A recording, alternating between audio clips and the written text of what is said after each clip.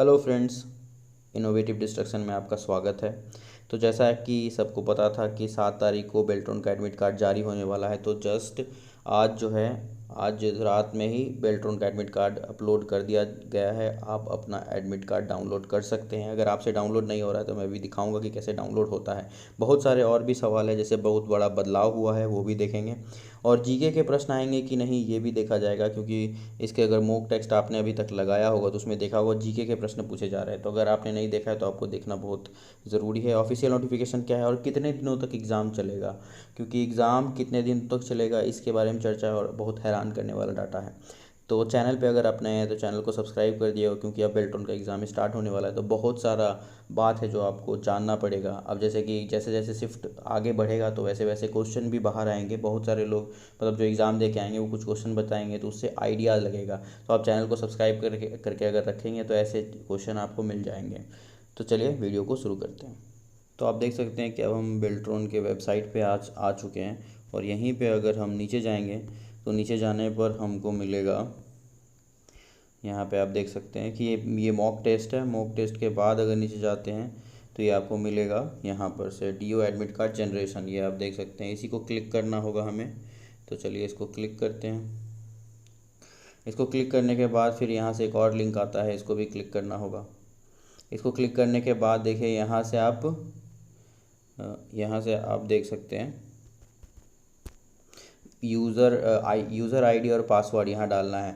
इसको डालने के बाद यहाँ पर जो कैप्चा है इसको कवर करके डालेंगे। अगर उसके बाद फिर लॉगिन करेंगे। अगर आपका लॉगिन हो जाता है तो अच्छी बात है। आप वहाँ से फिर साइड में जो 3 पॉइंट्स होता है वहाँ से जाके आप अपना एडमिट कार्ड डाउनलोड कर सकते हैं। लेकिन अगर अब यहाँ से आप डाउनलोड करेंगे तो हो सकता है ज़्यादातर चांसेस है कि आपका जो पासवर्ड है वो एक्सपायर बताएगा, तो उसको चेंज करना होता है। उसका इसको यहाँ से क्लिक करने के बाद एक विंडो खुलेगा। उस विंडो को खोलने पर वहाँ से आप उसको वो जो पासवर्ड है उसको चेंज कर लेंगे। उसके बाद फिर आपका एडमिट कार्ड डाउनलोड हो जाएगा। तो यही तरीका है इसको डाउनलोड करने का। ज़्यादा कुछ बहुत मतलब कि रॉकेट साइंस नहीं है। तो आप अपना एडमिट कार्ड देख सकते हैं, और एडमिट कार्ड देख लीजिए। उसके बाद चलिए अभी आगे की बातें। तो अब मॉक टेस्ट के बारे में बात कर लेते हैं, और जीके के प्रश्न जो है कि आपको देखने को मिल रहे हैं मॉक टेस्ट में।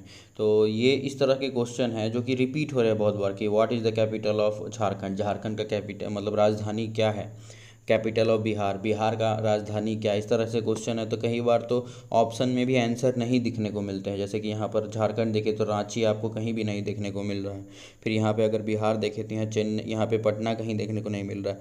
तो ऐसा बहुत सारा क्वेश्चन है मॉक टेस्ट में। और यहाँ पर एक मॉक टेस्ट देखें तो इसमें एक दूसरा अगर मॉक टेस्ट देखिएगा तो इसमें पाई का वैल्यू दिया हुआ है। तो पाइप का वैल्यू 3.14 होता है, तो ये होगा। और यहाँ पे पाई का वैल्यू देखें तो इसमें भी ये होगा। तो इस तरह से एक कोई किसी मॉक टेस्ट में इस तरह का क्वेश्चन आ रहा है, किसी मॉक टेस्ट में इस तरह क्वेश्चन, ऐसे बहुत तरह के क्वेश्चन आ रहे हैं मॉक टेस्ट में।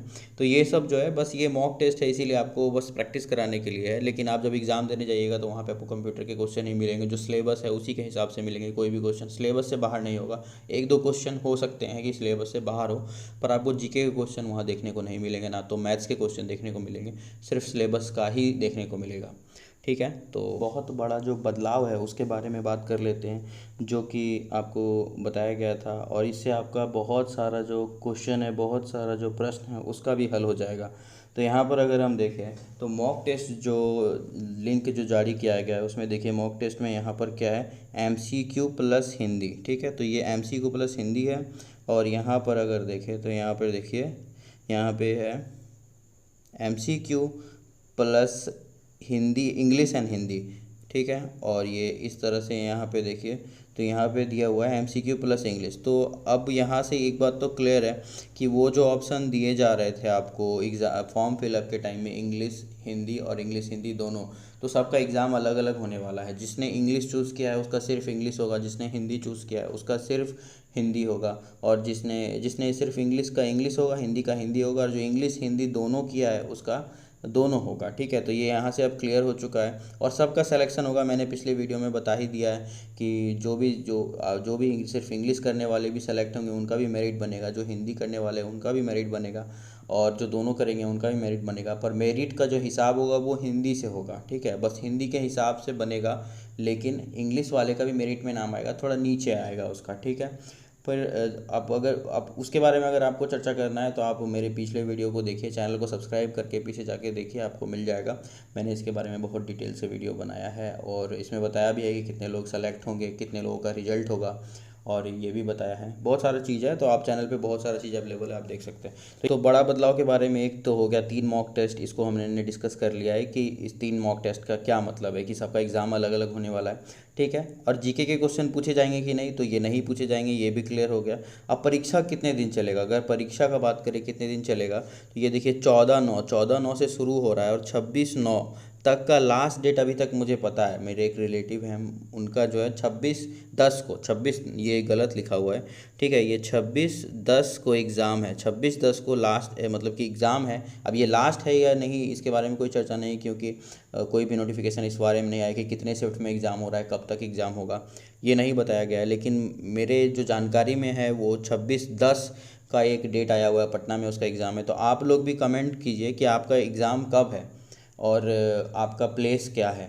मुझे जहाँ तक अभी तक पता चला है तो पटना में ही एग्ज़ाम हो रहा है और सबका और बहुत दिन तक चल रहा है। अब यही अगर 14/9 से 26/10 का देखें तो लगभग 1.5 महीने से 1.5 महीने के आसपास का दिन हो गया ये एग्ज़ाम को। अब 5 लाख लोगों का एग्ज़ाम कराने में ये लोग 1.5 महीना का दिन ले रहे हैं, और सोचिए तो कैसे होगा। अभी बिहार पुलिस का एग्ज़ाम हुआ था, उसमें 25 लाख लोगों ने एग्ज़ाम दिया था, वो ऑफलाइन हुआ था।